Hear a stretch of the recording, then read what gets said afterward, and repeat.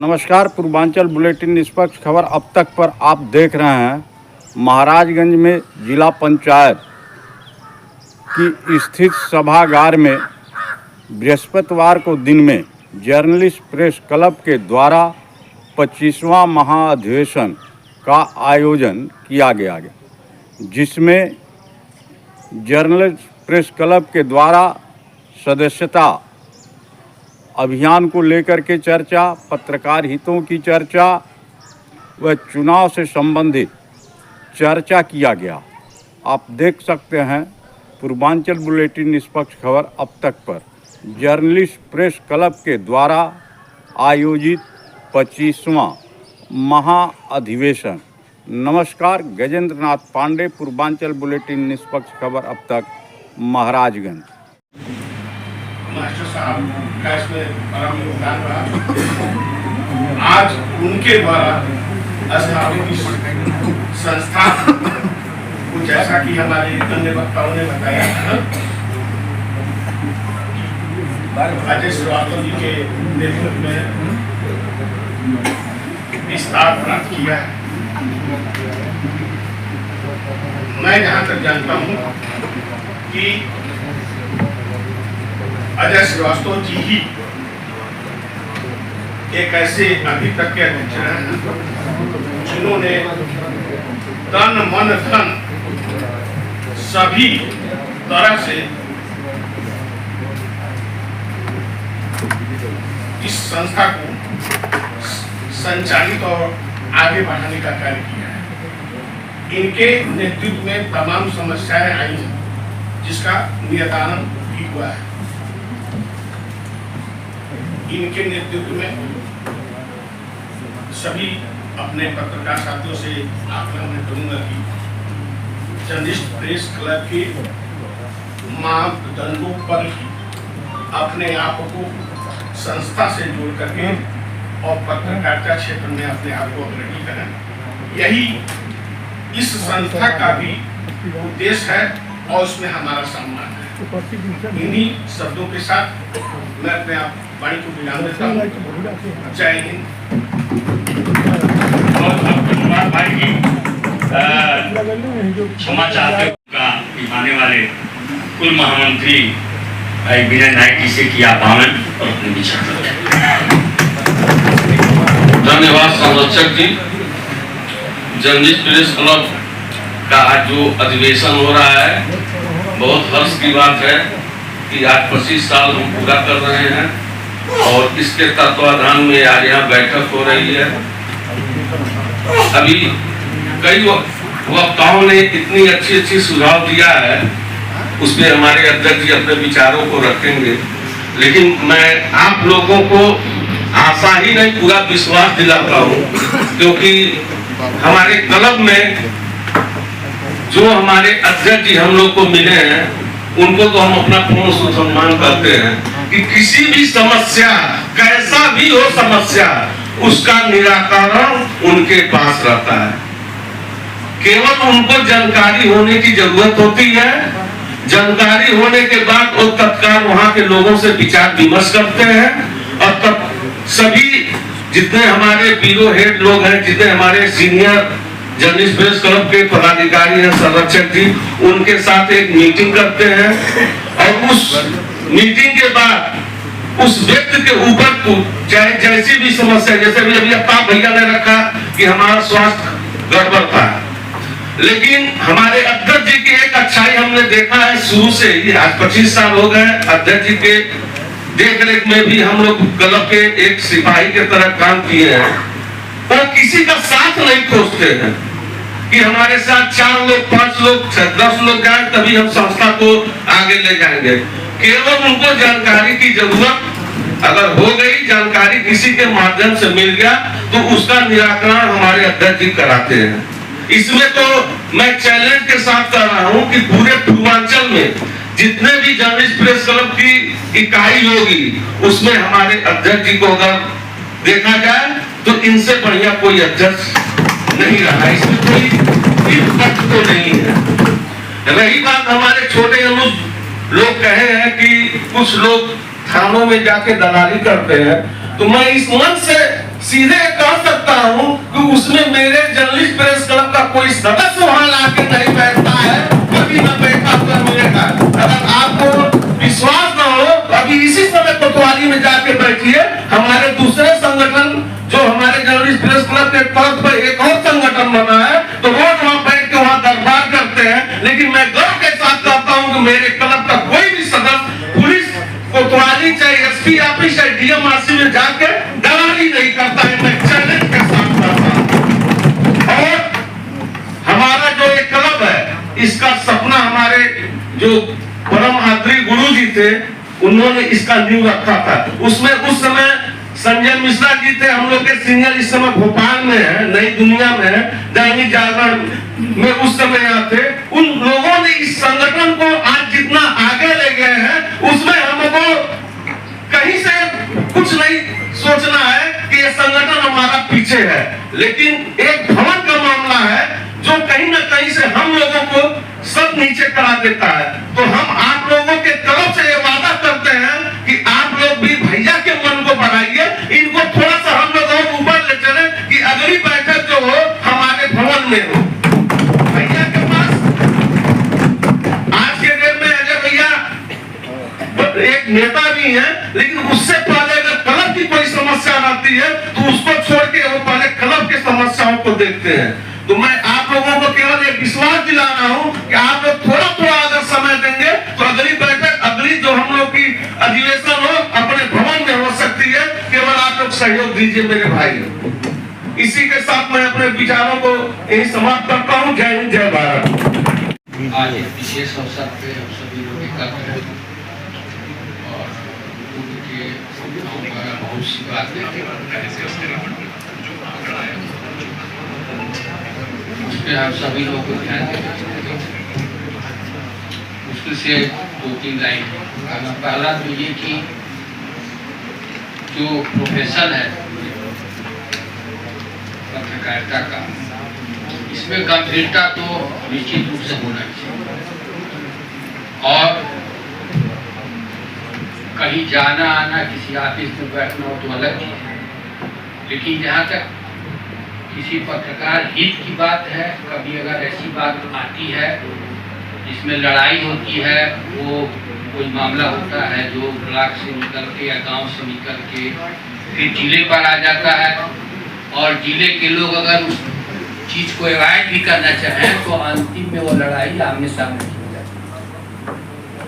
तो ऐसी स्थिति में या उसके पूर्व की स्थिति में पत्रकारों में एकता जरूर होनी चाहिए, और जिससे लड़ाई हो रही है उसको ये न लगे कि कहीं नींव ही कमजोर है। क्योंकि जो अंतिम लड़ाई होती है, जैसे विगत वर्षों में हमने देखा, हम ये जितने लोग हैं सब लोगों ने हमने देखा कि अरिंदा का एक मामला था जिसके लिए अध्यक्ष जी और हम सभी लोगों ने अंतिम अस्त तक का वो जो मामला चला उसमें फिर व्यक्तिगत रूप से दबाव पड़ने लगा थे। तो अब वो मामला कहाँ तक था, कैसे था, उसको हम बहुत माइन्यूट भी उसको नहीं कर रहे। और अगर पत्रकारों के सम्मान की कहीं बात आती है तो जिससे हमसे वैचारिक मतभेद भी अगर है या बात भी नहीं होता है, तभी हमको उस मुद्दे पर जरूर जहाँ तक हम हैं, जिस स्तर तक हम उस स्तर तक साथ निभाना चाहिए, ताकि अगला जो व्यक्ति है उसके साथ कोई ऐसी घटना घटित न हो जाए जो नहीं हो रही।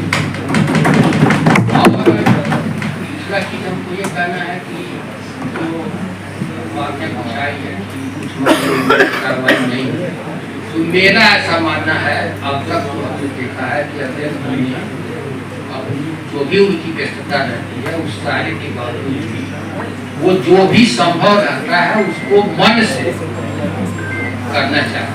सम्मान उनसे सबसे लगभग है, ज्यादातर अधिकारियों से व्यक्तिगत संबंध। फिर भी अगर कभी ऐसा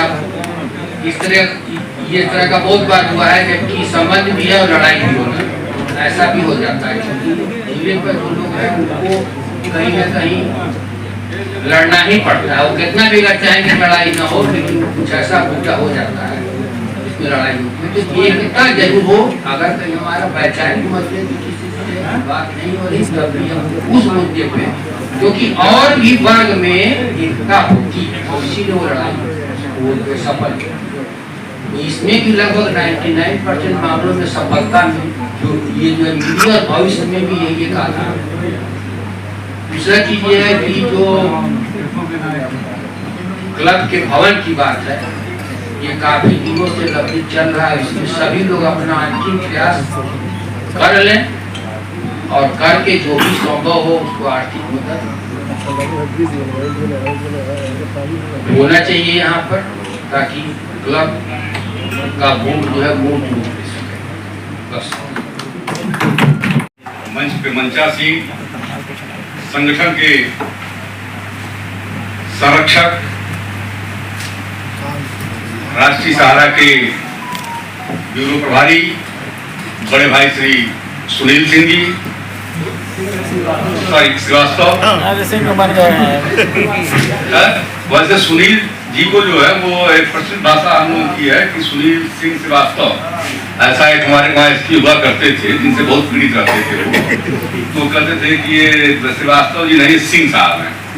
खैर सुनील जी हमारे दूसरे संरक्षक जो भी मंच पे विराजमान थे, लेकिन कुछ अस्वस्थ होने के कारण मेरे कार्यालय में लेटे हुए हैं। स्वतंत्र चेतना के जिला प्रभारी बड़े भाई माननीय श्री जयप्रकाश सिंह जी, संगठन के महामंत्री बड़े भाई श्री सुदेश मोहन जी, पूर्व महामंत्री छोटे भाई श्री विनय नायक जी, हमारे अभिभावक और इस क्लब के संरक्षक बड़े भाई श्री दीपक साहू जी, बड़े भाई श्री शैलेश पांडे जी, बड़े भाई श्री अनिल वर्मा जी, और इस कार्यक्रम का कुशल संचालन कर रहे हमारे बड़े भाई और इस क्लब के संस्थापक सदस्य माननीय श्री शमसुल हुदा जी, और अपनी इज्जत बचाने के लिए मुझको एक नाम और लेना पड़ रहा है, क्योंकि मुझको यह बताना है कि मैं पढ़ा लिखा व्यक्ति हूँ। तो इस सभागार में बैठे हुए इस सभागार में बैठे हुए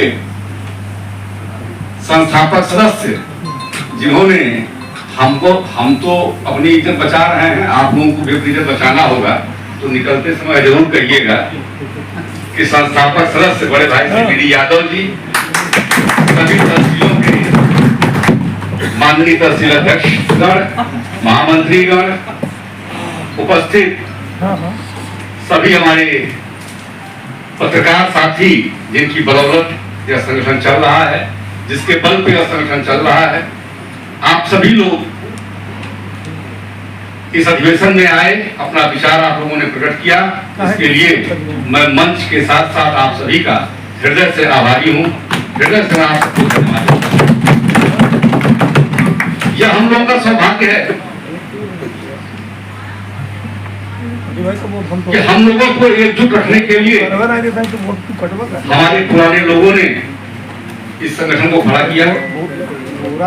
मैं अपने संस्थापक अध्यक्ष माननीय स्वर्गीय राजेंद्र लाल श्रीवास्तव जी, स्वर्गीय केदार मिश्रा जी, स्वर्गीय रामात्रे जायसवाल जी,